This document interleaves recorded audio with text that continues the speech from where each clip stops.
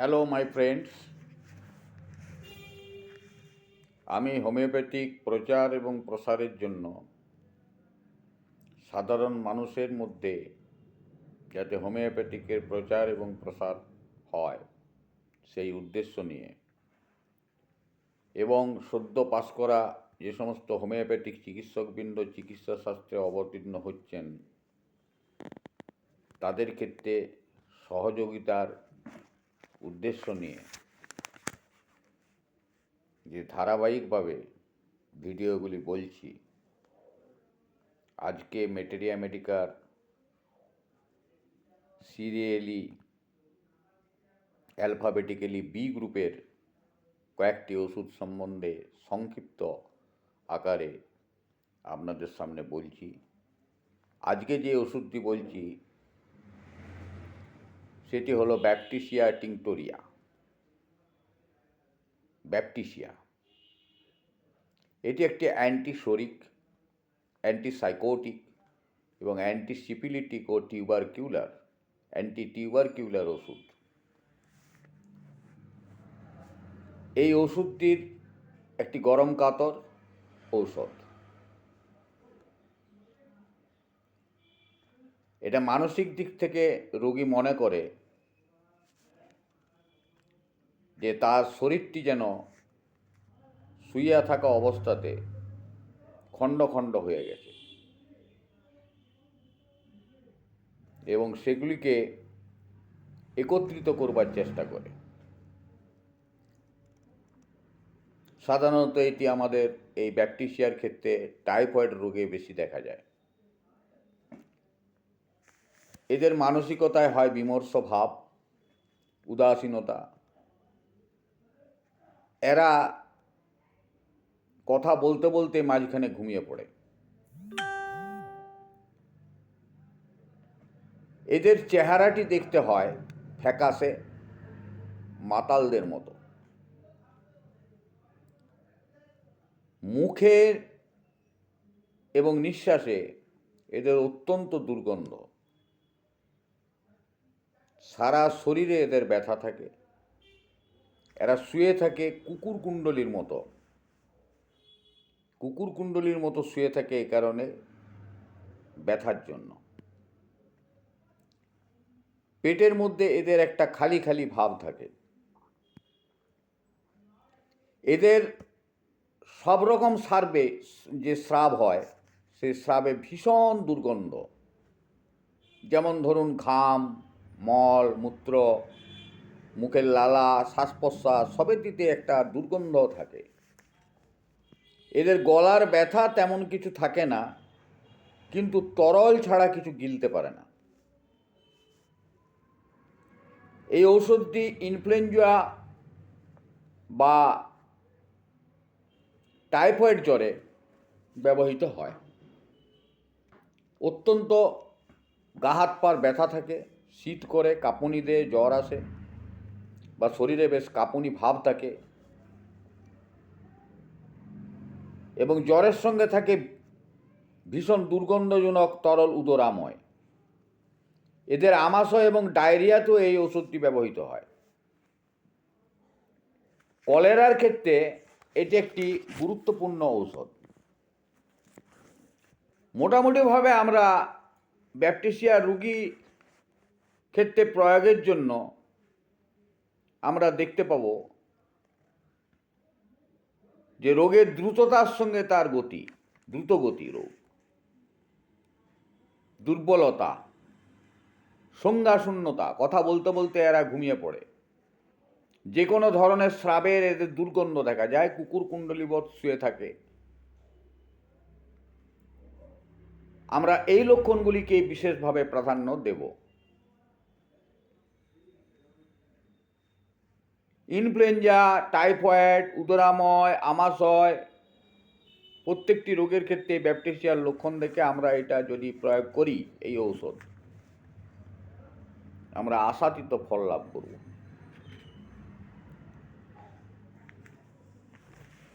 পরবর্তী ঔষধ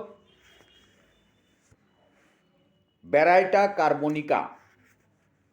ব্যারাইটা কার্ব এই ঔষধটি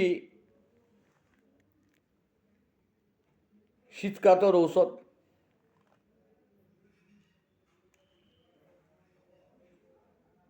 জড় সম্পন্ন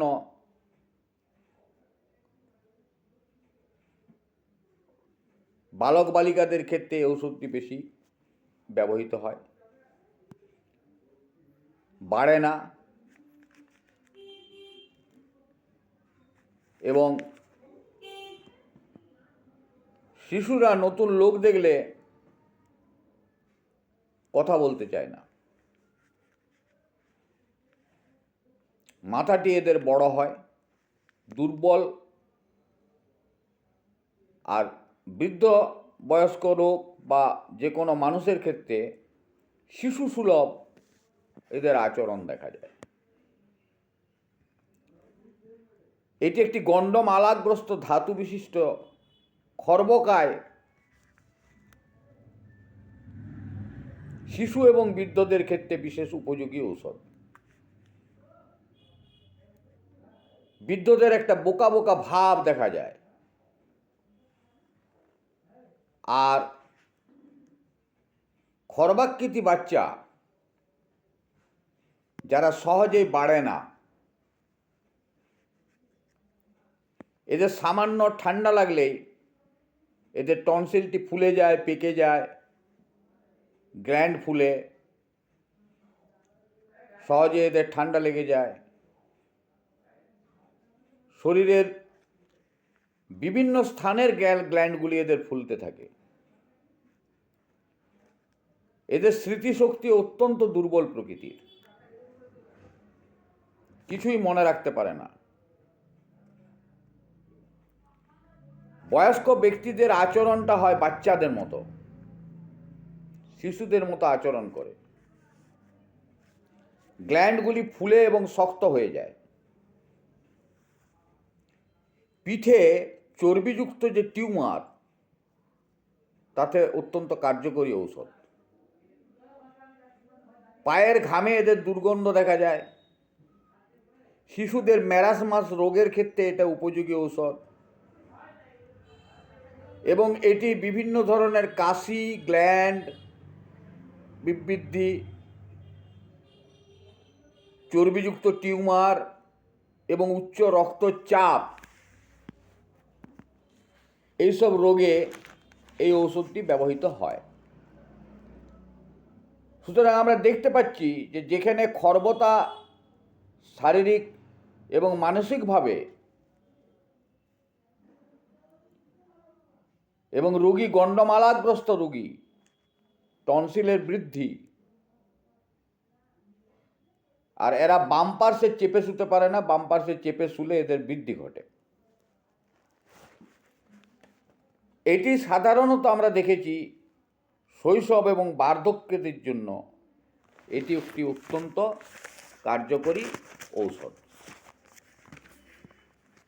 এই ঔষধটি রোগলক্ষণ আপনারা দেখে যদি সঠিকভাবে এই ঔষধ প্রয়োগ করেন, আমি আশা করব আপনারা নিশ্চয়ই উপকৃত হবেন। এটি অত্যন্ত হোমিওপ্যাথির ক্ষেত্রে কার্যকরী ঔষধ, বিশেষ করে টনসিলের ক্ষেত্রে এবং গ্ল্যান্ডের ক্ষেত্রে। গ্ল্যান্ডের বিবৃদ্ধি এবং টনসিলের ক্ষেত্রে এই ওষুধটি অত্যন্ত কার্যকরী। পরবর্তী যে ওষুধটির কথা আমি বলছি সেটি হলো বেলাডোনা। বেলেডোনা ওষুধটি আমাদের অত্যন্ত বহুল ব্যবহৃত হোমিওপ্যাথিক চিকিৎসকদের নিকট একটি প্রয়োজনীয় ঔষধ। এই ওষুধটি একটি antipsoric, anti tubercular, antipsychotic, antisyphilitic. Antipsoric, anti tubercular এবং অ্যান্টিসিপিলিটিক ঔষধ। এই ঔষধের লক্ষণে দেখা যায় প্রচণ্ড প্রলাপ, বিভীষিকা, অস্বাভাবিক দৃশ্য দেখে, যেমন কুকুর, বিড়াল, ভূত প্রেত এ সকলের ধরনের স্বপ্ন দেখে, কাল্পনিক বস্তু দেখে এরা ভয় পায়, এরা পালাতে চায়, উন্মাদ প্রকৃতির, চিৎকার করে উঠে, মারধর করে, মাঝে মাঝে হাত পা ছোড়াছুড়ি করে। এদের মুখমণ্ডল হয় লাল, চোখ লাল, স্থূলকায় সবল দেহ ব্যক্তি। কিন্তু এরা যখন সুস্থ থাকে তখন কিন্তু প্রফুল্ল থাকে এবং আমোদপ্রিয় হয়। আর এরা রক্তপ্রধান এবং শ্লেষ্মা প্রধান ধাতুর ওষুধ। যে কোনো রোগের ক্ষেত্রে দেখা যায় এদের আকস্মিকতা, হঠাৎ ভীষণভাবে আক্রমণ হয়। হঠাৎ রোগ আসে, আবার হঠাৎ রোগ চলে যায়। হঠাৎ আসা এবং হঠাৎ যাওয়া, কিছুক্ষণ থাকে রোগভোগ হয়, হঠাৎ আসে, আবার কিছুক্ষণ থাকার পর রোগভোগ করার পর আবার হঠাৎ চলে যায়। এটি একটি গুরুত্বপূর্ণ লক্ষণ। এদের প্রদাহ হলে প্রদায়ী স্থানগুলা অত্যন্ত দপদপ করে ব্যথা করে। তাতে মাথা, কান, দাঁত, ফোঁড়া সবেতেই তাদের একটা প্রদাহে দপদপকর ব্যথা।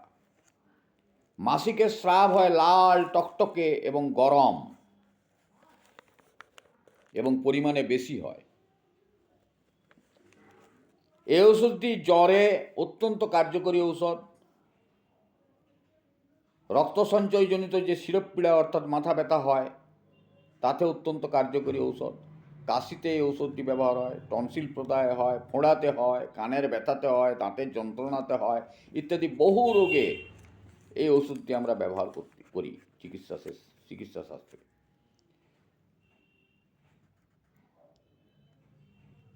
এই ঔষধটি মোটের উপর যদি দেখতে পায় যে উত্তাপ এবং আরক্তিমতা, জ্বালা এবং স্পর্শকাতরতা, আকস্মিকতা এবং ভীষণতা, ব্যথার ক্ষেত্রে হঠাৎ আসা হঠাৎ যাওয়া, এই ঔষধটি সাধারণত শরীরের ডান দিকে বেশি আক্রান্ত হয়।